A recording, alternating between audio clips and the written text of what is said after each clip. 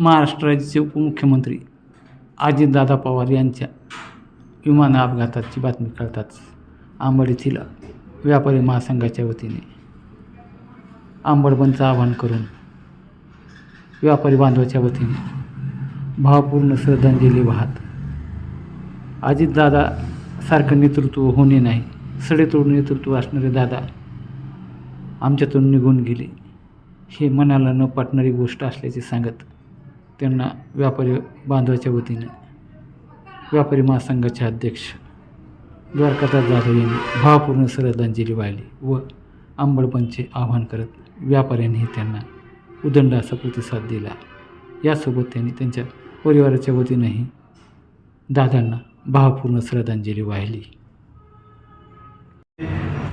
उपमुख्यमंत्री अजितदादा यांचे दुःखद निधनाची बातमी ऐकून अक्षरशः हेलावून गेलो।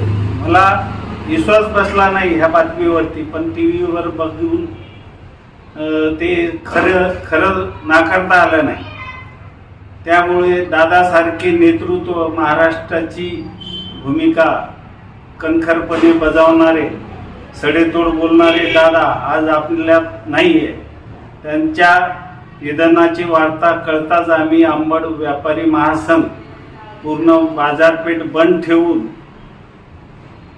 त्यांना श्रद्धांजली अर्पण केली। अंबड व्यापारी महासंघातर्फे व माझ्या जाधव परिवारातर्फे स्वर्गीय दादांना भावपूर्ण श्रद्धांजली अर्पण करतो।